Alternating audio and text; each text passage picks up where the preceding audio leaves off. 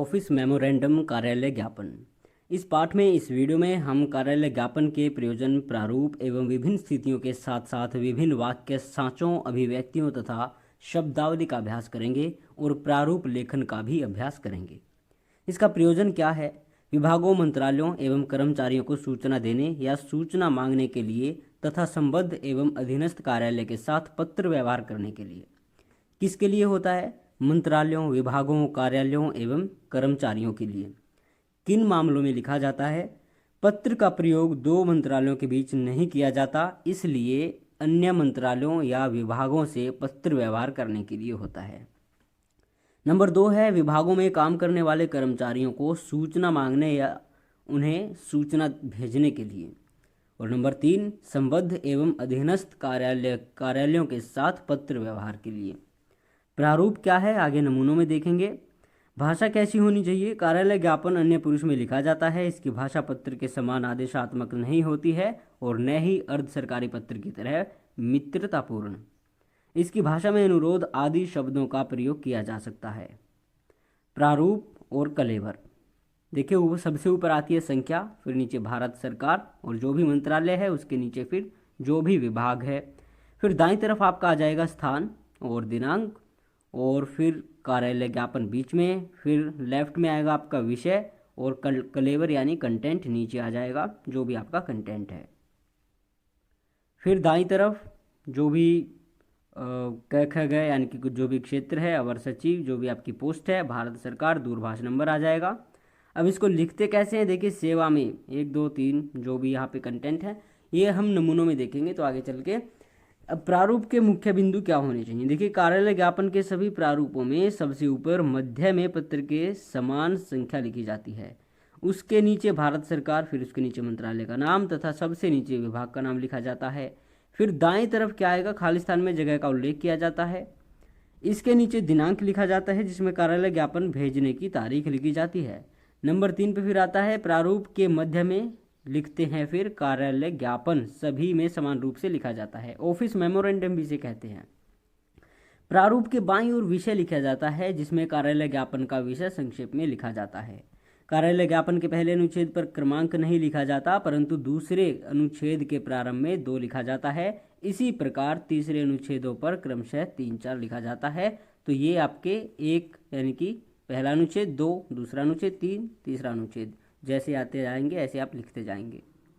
उसके बाद कार्यालय ज्ञापन के कलेवर संबंधी नमूने आगे दिए जाएंगे। कलेवर के पश्चात प्रारूप के दाईं ओर भेजने वाले अधिकारी का नाम कोष्ठक के बीच में लिखा जाता है, यानी कि यहाँ पे आपका ही आएगा।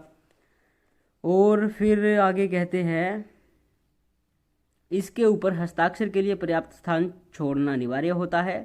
तदुपरांत नीचे अधिकारी का पदनाम भारत सरकार लिखा जाता है तथा इसकी अगली पंक्ति में टेलीफोन संख्या लिखी जाती है। विभिन्न मामलों या स्थितियों की भिन्नता के आधार पर कार्यालय ज्ञापन एक से अधिक मंत्रालयों, विभागों, कार्यालयों को प्रेषित किया जा सकता है।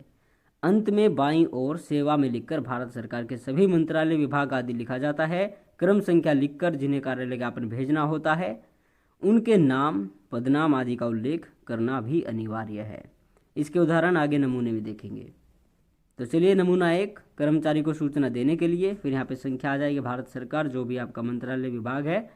उसके बाद फिर राइट में आ जाएगा यहाँ पे स्थान और फिर भाई कार्यालय ज्ञापन, फिर विषय आ जाएगा और फिर श्री फलाना ढिमकाना आयकर निरीक्षक को सूचित किया जाता है कि उन्हें ऐसे ऐसे जो भी आपका कंटेंट है। फिर नीचे आपके जो भी पैराग्राफ जैसे बनेंगे, तो ये आपका नमूना नंबर 1 है।